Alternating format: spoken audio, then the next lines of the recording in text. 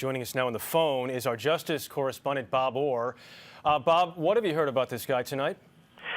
Jeff, FBI investigators are still trying to figure out exactly how connected this suspect is, if he's connected at all. He has told investigators that he had instructions from terrorists and connections to terrorists who wanted him to procure explosives from Yemen and then blow up an American-bound plane. What we do know is as the plane was on final approach to Detroit, he apparently tried to light some kind of substance taped to his lower leg. Caused some kind of flash fire. 3 people, including the suspect, were hurt. His burns are somewhat severe. Now the question is, was this man a lone actor? The preliminary indication is maybe he was.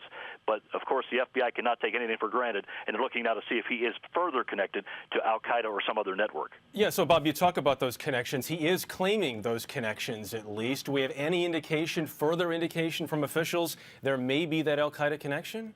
Well, there is a reason to be suspicious because we now know that this man's name was on a so-called federal terror watch list or a no-fly list, which raises all kinds of questions. Why was he on the plane in the first place?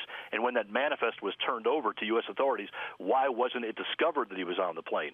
But it seems that his connections go back to Yemen. Of course, there is an Al-Qaeda branch there, too. But we just simply do not know yet whether this is a lone actor who was just inspired to do something, maybe from the Internet, or someone who really was carrying out some kind of plot. I will tell you this. One high-ranking official said to me that if you look at all of the elements here, this did not have the earmarks of a sophisticated and well-planned attack. That might be a clue he acted alone. Yeah, and I think that's a very important point to make tonight. Bob, the president says they're increasing security for all airline flights here. What does that mean?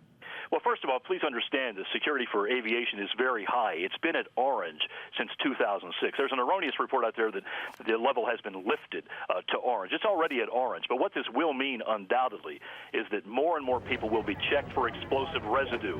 When you go through the airport and they swab your bag and they check for traces of explosives, that happens once in a while. I think it's a sure bet now that more and more people will have that check done, which will slow down the lines, and it will be a much more deliberate process.